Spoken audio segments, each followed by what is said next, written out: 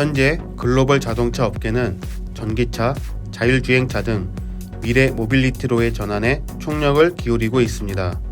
우리나라 정부도 2022년을 미래차 대중화의 원년으로 삼고 미래차 확산 및 시장 선점 전략을 최근 발표했습니다. 또한 현대자동차 그룹도 수년 전부터 수소차 넥소를 개발하고 미래 모빌리티 관련 투자를 확대하고 있습니다. 이번 시간에는 미래 모빌리티 분야의 전문가인 고태봉 하이투자증권 리서치센터장님을 만나서 현대차 그룹의 미래차 대응 전략과 현재 경쟁력, 향후 모빌리티 분야 판도 등에 대한 의견을 들어보겠습니다. 최근 자동차 분야의 화두는 미래 모빌리티로의 변화라고 할 수가 있는데요. 실제로 글로벌 흐름은 어떤지, 또 테슬라가 변화를 주도하고 있는지가 좀 궁금합니다. 제일 중요한 거는 자동차의 변화를 이제 주도하는 네 가지 흐름인데요. 이제 커넥티비티, 그다음에 이제 오토노머스, 쉐어드 앤 서비스, 그다음에 이제 일렉트리케이션. 이 네 가지 변화가 동시다발적으로 오고 있습니다. 그래서 테슬라가 이제 훌륭하다라고 생각하는 점은 이 네 가지를 다 융복합을 한다는 거예요. 그래서 결국은 테슬라는 어떻게 보면 무에서 생겨난 전기차이기 때문에 레거시도 없지만 반대로 구조조정을 해야 될 짐도 없습니다. 정의선 현대차 그룹 회장이요, 최근 몇 년간 개방형 혁신을 강조하면서 또 미래 투자를 또 단행하고 있습니다. 현대차 그룹의 어떤 미래 방향성이라든가요, 좀 현재 경쟁력은 좀 어떤지 좀 말씀 부탁드립니다. 현대차가 스마트 모빌리티 솔루션 프로바이더가 되겠다라는 굉장히 큰 그림은 제시를 이미 했습니다. 그래서 방향 자체는 크게 틀리지 않다고 봅니다. 다만 계획하고 주도를 했던 일단 그룹과 사실 한 90% 이상을 이루고 있는 현대기아자동차 그룹의 많은 식구들이 과연 공감대를 가지고 실제 액션으로 그걸 변화시키고 있는지는 조금 다른 문제가 될 것 같아요. 그래서 아마 현대차 그룹도 청사진 제시는 매우 훌륭했으나 액션에서 조금 제가 봐도 갭이 좀 있다. 그래서 정의성 회장께서 상당히 제가 봐도 가속도를 좀 내야 될 것 같고요.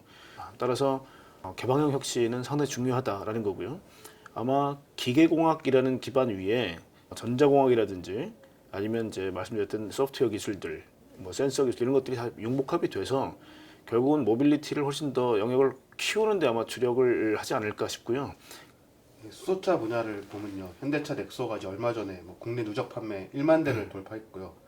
이런 점 봤을 때 현대차가 글로벌 어떤 수소차 흐름을 좀 이끌고 있다, 이렇게 봐도 좀 될까요? 유럽이라든지 각국이 수소를 선택을 할 거냐 안 할 거냐에서 대부분 다 로드맵을 제시했기 때문에 이제는 가는 길이 되어버렸습니다. 그래서 지금까지는 뭐 말도 많고 탈도 많았지만 사실 거의 95% 이상을 내재화 국산화 시켜놓은 상황에서는 뭐 주도를 하고 있다라고 봐야 되겠죠. 그리고 지금 넥소의 판매나 지금 미라이라든지 아니면 이제 클라리티 같은 세계 모델을 봤을 때는 뭐 압도적인 판매량을 보이고 있기 때문에 지금 당장의 결과로서는 매우 훌륭하다. 향후에 수선택기가 어느 정도 마련됐을 때 상당히 좀 선도력을 가지고 갈 수 있지 않을까라는 생각을 합니다. 올해 CES에서 현대차 그룹이 이제 개인용 비행체 그 컨셉트를 이제 공개를 했었는데요. 향후 그런 도심 항공 모빌리티 시장 판도는 좀 어떻게 될지 좀 전망 좀 부탁드립니다. 모건 스탠리가 2040년도에 1.5 트릴리언 달러, 그러니까 한 1,700조 정도 되는 시장이라고 예상을 했는데 이것도 굉장히 불리시한 것 같고요. 그게 아니라 한 반 정도를 할인한다 하더라도 굉장히 큰 시장입니다. 또 하나가 여기에 대한 연관 산업들이 많이 올라올 겁니다. 예를 들면 뭐 충전 서비스라든지 스카이포트, 그러니까 결국은 이제 이착륙을 할 수 있는 장소들도 만들어야 될 거고요. 그러니까 굉장히 많은 서비스들이 부가적으로 생길 거기 때문에 그 연관 산업을 다 합쳤을 때는 뭐 굉장히 큰 산업이 될 거라고 보고요. 현대자동차도 지금 나사 출신의 신재원 박사님을 영입한 이후에 지금 뭐 우버 에어하고의 어떤 이제 원활한 관계, 그래서 아직까지는 뭐 300개 업체가 하겠다고 뛰어들었기 때문에 그 중에 하나일 뿐이지만 대규모를 가지고 있고 아마 UAM 쪽은 산업이 생각보다 많이 커질 거다라고 생각하고 있습니다. 정부가 최근 이제 미래차 분야 육성 방안을 발표했는데요. 또 현대차 그룹의 어떤 미래 전략과 또 정부의 청사진이 좀 시너지 효과를 낼 수 있을지가 좀 궁금합니다. 단기적으로는 정부가 2025년까지 15,000개 급속 충전소, 3만 개의 완속 충전소까지 45,000개를 설치한다면 전기차를 보급할 때는 훨씬 더 편할 겁니다. 수소차도 마찬가지죠. 뭐 2025년까지 약 지금 이제 450개의 충전소를 만약에 설치를 해주면 상당히 도움이 되는 건 맞습니다. 하지만 좀 중장기적으로 봤을 때 테슬라 같은 경우는 지금 이제 급속 충전소인 슈퍼차저를 자가 비용으로 설치를 했죠. 그럴 경우에는 나중에 여기서 발생하는 이익도 결국 테슬라가 향유를 할 수 있습니다. 즉 스테디한 캐시플로우나 아니면 영속적으로 계속 돈을 벌 수 있는 구조가 됐을 때는 스스로 충전소를 만들어서 해서 비즈니스 모델을 만드는 게 좋은데, 정부가 만약에 이걸 다 만들어줬을 경우에는 여기에 대한 이익도 결국 정부로 귀속되겠죠. 즉 그런 면에서는 단기적으로는 분명히 도움이 되는데 중장기적으로 봤을 때는 조금 아쉬운 부분도 있다. 예, 정의선 현대차그룹 회장이요. 이제 지난달 그룹 회장에 공식 취임을 이제 했습니다. 또 그룹 지배구조 개편에 대한 또 관심도 높아지고 있는데 좀 어떤 방식으로 개편에 나설지가 좀 궁금합니다.